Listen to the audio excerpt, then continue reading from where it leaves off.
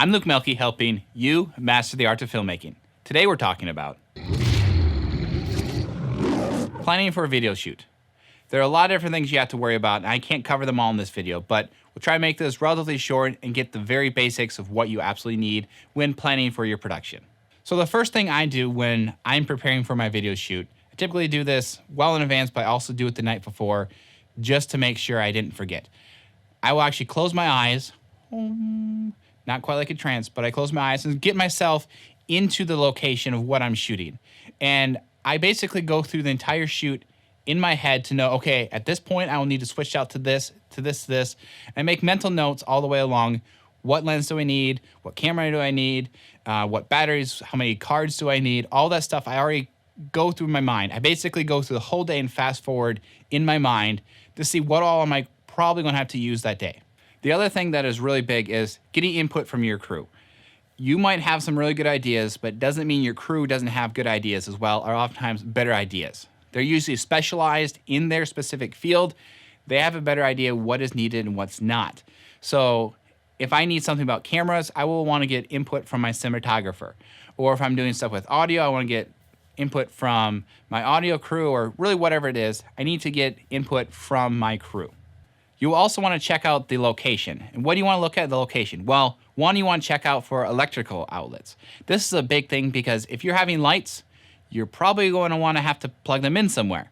And if your place you're shooting doesn't have a lot of electrical or doesn't have the electrical capabilities with just maybe the fuse box isn't big enough or a circuit board, you don't want to be blowing all your lights just because you plug something in. I've done this before where we plug lights in, click go, and poof, everything goes black. So you want to check on that beforehand. You want to also make sure that you have enough outlets that you can plug in all of your lights and spread them out so they're not all sitting on the same circuit. So you want to make sure you also check the lighting of the location at the time you're going to be shooting. So if you're going to be shooting in the evening, you don't want to check out what the lighting is like in the morning because it's going to be totally different in the evening. This goes for outside shots, but also some indoor shots. If you have windows or something like that in the background, you need to make sure you know what the lighting is going to be like there. You'll also want to check out what is the lighting like in different weather.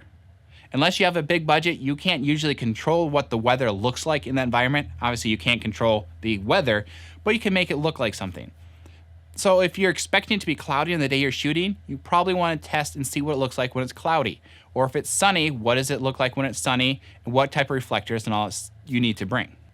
You also want to make sure you go through your director's notebook. And if you don't know what a director's notebook is or don't know how to make one, check out my video in the description on how to make a director's notebook.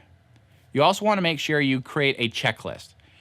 If you've done it a lot of times, you can make a mental checklist, but I really wouldn't recommend that because it's easy to forget things all the time. So you want to put it down either on paper or digital and actually mark through all the different equipment that you need so you can check, yes, I have this, I have this, I have that. At least the night before, you want to make sure like you have all your cards ready and cleared, or your SD cards or SSD drives or whatever it is you're recording to. Your batteries need to all be charged. Your batteries not just for your cameras, but also for all the other equipment that you're going to be using, whether that's your mics or who knows what else you have. And there's just a huge long list of different things that you want to make sure you have put into the checklist. If you like an example of a good checklist, click the link in the description below.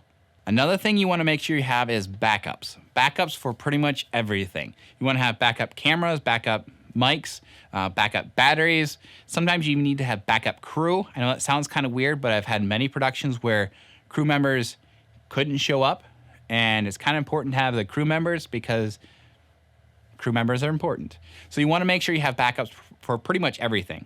You need to have backup plans for locations. You might have a certain location planned. We're going to shoot here at this time. And a lot of times the weather or other issues don't allow that to happen. So you need to have a plan B set up for location. Okay, we can't shoot here. We're going to shoot over here today. When you do that, you also need to make sure your crew and your actors all know that you could potentially be moving to a different location. So they have to be on call. So if you do move, they're ready to go as well. So you need to make sure you have plan A, B, C, D, all the way down pretty much to double Z, because you need to be prepared as a director to always have a backup plan for everything. Did it work? It's the One Ring. It's not a toy. You're probably right. as usual. If you like this video, please like, comment, share, subscribe. I'm Luke Melke, helping you master the art of filmmaking. Oh, yeah.